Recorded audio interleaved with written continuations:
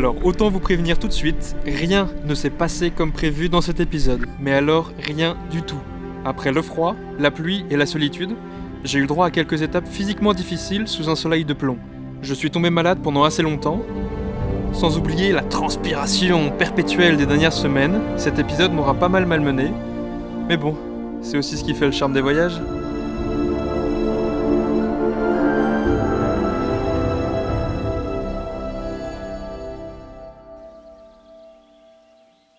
Tout d'abord, la saisonnalité, c'est quoi ? C'est le fait que l'activité économique qui est liée au tourisme ne s'exerce qu'une partie de l'année. Globalement, le fait d'avoir un secteur économique qui alterne entre des périodes d'activité très fortes puis très faibles, ça amène des conséquences plutôt négatives. On tâchera quand même de trouver quelques points positifs à cela. À titre informatif, en France, le pic touristique sur la côte atlantique est de 2 à 3 mois, dans le Languedoc de 4 à 6 mois, et dans le sud-est et dans les Alpes de 6 à 8 mois. De là nous viennent plusieurs questions. Premièrement, de quoi vivent les gens du tourisme en période non touristique ? Et deuxièmement, quelles sont les conséquences d'une telle concentration de personnes en si peu de temps ? J'ai choisi de traiter en Méditerranée cette thématique à ce moment-là du voyage, puisque j'approche d'une région qui souffre de la saisonnalité. Entre mer et montagne, entre été chaud et hiver froid, je vous emmène en Slovénie, en Croatie, puis en Bosnie-Herzégovine.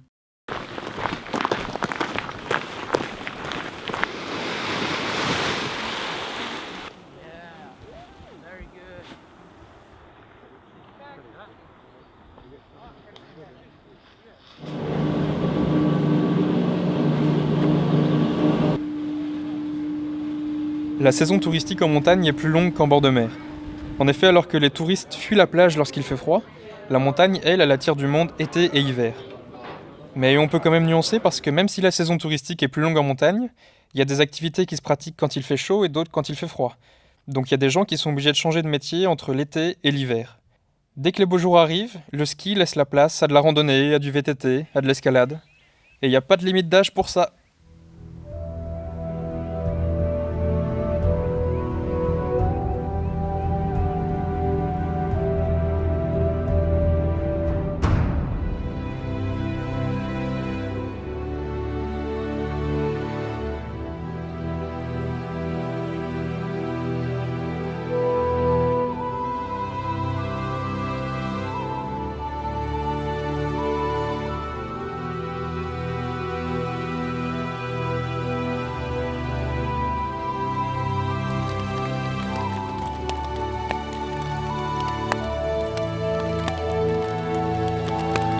Il est 3h du mat et j'ai été réveillé parce que je recevais des gouttes d'eau sur la tête.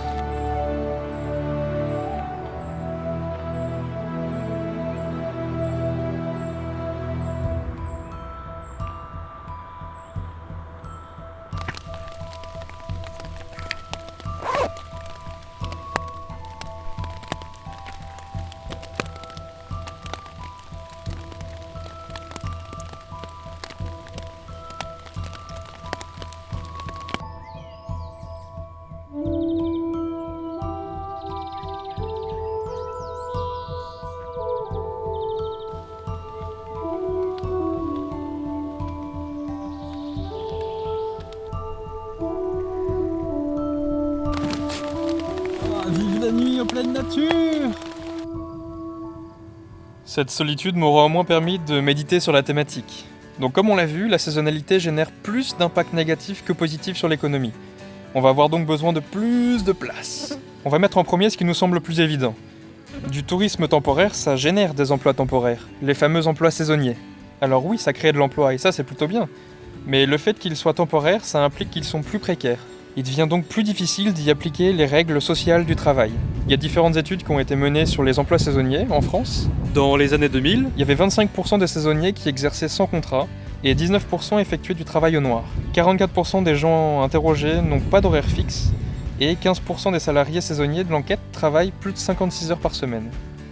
Donc ça implique aux travailleurs saisonniers des horaires très lourds et surtout une grande mobilité. Une fois la saison terminée, on ferme boutique. Donc soit les salariés ont suffisamment épargné, soit ils doivent trouver une autre source de revenus. Difficile de faire carrière dans le même milieu dans ces conditions-là. Pour les magasins, les hôtels, les restaurants qui ferment en période non touristique, ils subissent des dégradations. Donc ça constitue là notre deuxième impact négatif. En troisième impact négatif, et en bon économiste que vous êtes, on va voir l'incidence de la saisonnalité sur les prix. Car autant de gens qui se ruent sur les hôtels, les billets de train, les billets d'avion, tout ça au même moment, et bien selon la loi de l'offre et de la demande, les prix vont augmenter. Le premier impact positif qui me vient en tête pour le moment, c'est que ça pousse le pays à mettre en avant tout son territoire pour contrer la saisonnalité. Pour sortir de l'éternel mer l'été et montagne l'hiver, le pays peut mettre en avant ses forêts, ses châteaux, ses villages, ses musées.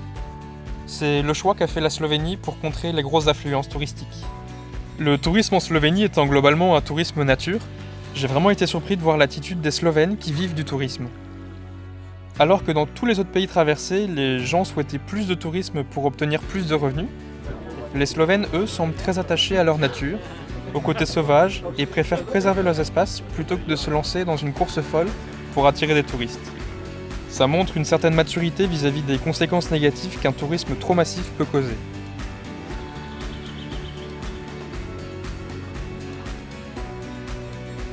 Malgré cette grande solitude et ma difficulté à obtenir l'autorisation de filmer les gens, j'ai quand même réussi à me faire quelques copines, pas trop dérangées par la caméra.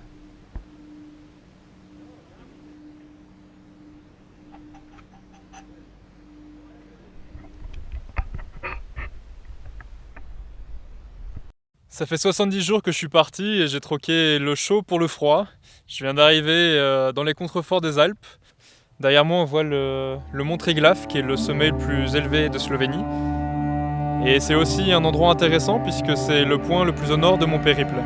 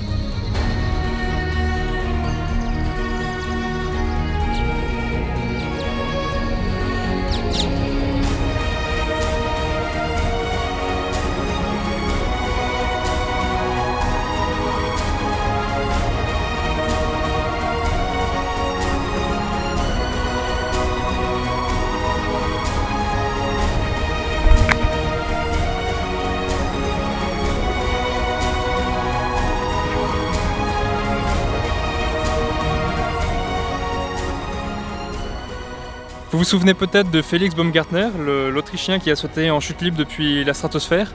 Eh bien en 2004, si je me trompe pas, il a sauté depuis le bord, là où je me trouve actuellement, jusqu'en bas. Et peut-être qu'il prépare un saut depuis l'espace jusqu'au fond de la Terre. Hein. Faut pas se louper.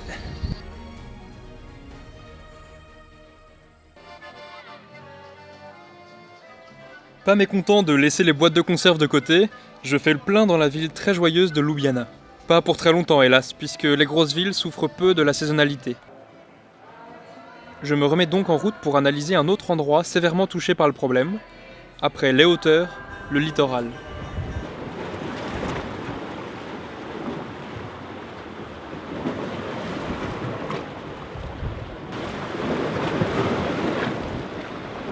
Je suis arrivé sur la côte juste après une énorme tempête, ce qui a fait fuir tous les touristes, mais qui a quand même attiré quelques visiteurs pas très bavards. Le climat est donc une menace, car en bord de mer, les touristes sont attirés par le beau temps. Donc s'il ne fait pas beau, pas de tourisme, pas de revenus. Mais ça, c'était avant que le soleil ne revienne.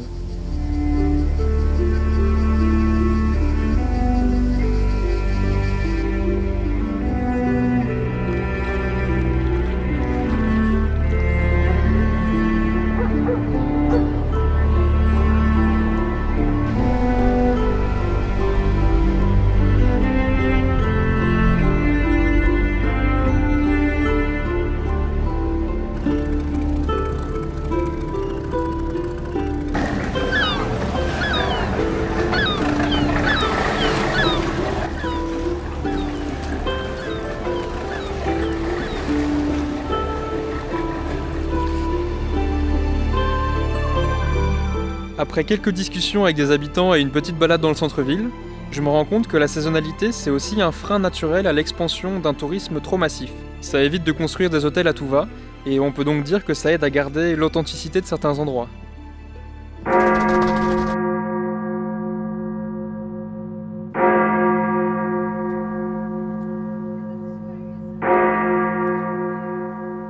La saison non touristique, c'est génial! Vous avez la plage rien que pour vous, et vous avez aussi des boîtes de nuit rien que pour vous! Ouais!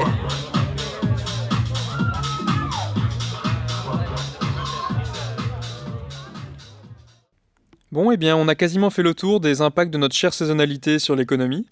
Au cours des enquêtes statistiques que je réalise auprès des habitants, certains se sont plaints du fait qu'avec la saisonnalité, tout le monde cherche à maximiser ses bénéfices le plus vite possible. Du coup, à l'approche des beaux jours, les toilettes gratuites deviennent payantes, les aires de stationnement se transforment en parking payant, et l'accès à la plage le devient parfois même aussi. De quoi mettre en rogne les habitants. Et du coup, pour ne pas être si dépendants du tourisme, certaines villes sont poussées à développer d'autres activités économiques, ce qui est plutôt un point positif. Parfois, ce sont des activités qui sont en lien avec le tourisme, c'est le cas notamment du tourisme d'affaires. On peut construire des salles de réception, des parcs d'exposition, pour organiser des congrès, des séminaires, en période non touristique.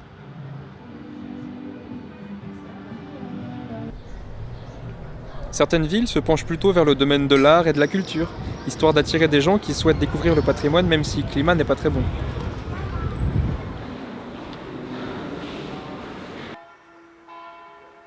Et puis, il y a aussi la possibilité de développer d'autres activités économiques complètement différentes du secteur touristique. Ça peut être le cas de la construction d'un chantier naval ou d'une industrie.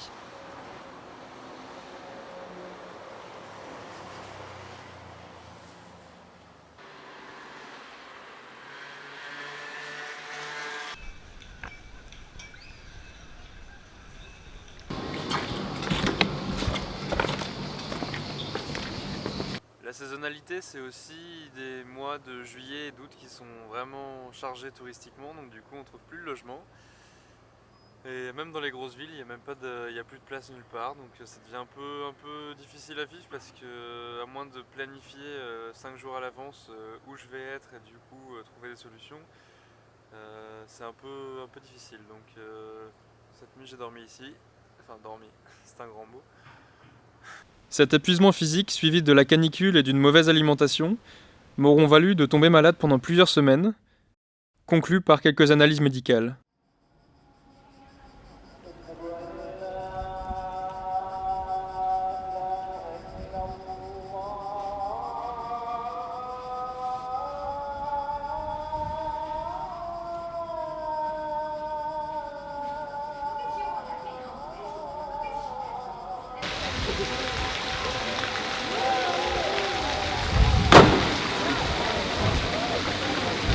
Finalement arrivé à Mostar en Bosnie-Herzégovine, c'est là que j'en profite pour terminer cet épisode et souffler un peu. Tout en récupérant, j'ai commencé à lancer d'autres vidéos avec un format plus court. N'hésitez pas à jeter un œil sur la chaîne Touristes de la Méditerranée pour les regarder.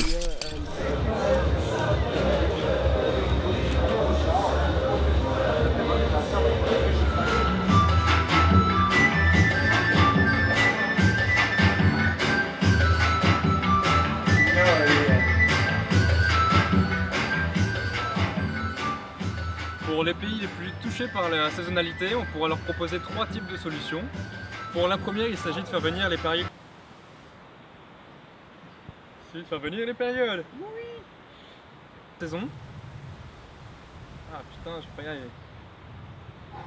Donc la première, il s'agit du hors-saison, donc faire venir des touristes en période non touristique. Donc pour ça, on peut lancer une campagne de pub personnalisée avec des réductions de prix intéressantes. Pour la deuxième solution, il s'agit pour le pays de développer d'autres types d'activités économiques qui viennent en fait compléter le tourisme. Donc on l'a vu là dans le cas du tourisme d'affaires et des congrès donc sur la côte croate. On peut aussi développer des festivals, des événements de musique, de sport pour faire venir des gens en période non touristique. Pour la troisième solution, ça ne marche pas dans tous les cas, puisqu'il faut une géographie un peu particulière. La mer et la montagne sont relativement proches l'un de l'autre, donc du coup les infrastructures, les hôtels, les restaurants se trouvent un peu au milieu on va dire, et donc du coup, que ce soit pour l'été ou pour l'hiver, les gens utilisent les mêmes infrastructures. Ça ne marche pas dans tous les cas, mais il y a peut-être des solutions à trouver de ce côté-là. Donc je vous dis à dans 15 jours, un grand merci d'avoir regardé l'épisode. N'hésitez pas à m'écrire des commentaires, je regarde tout, et à très vite.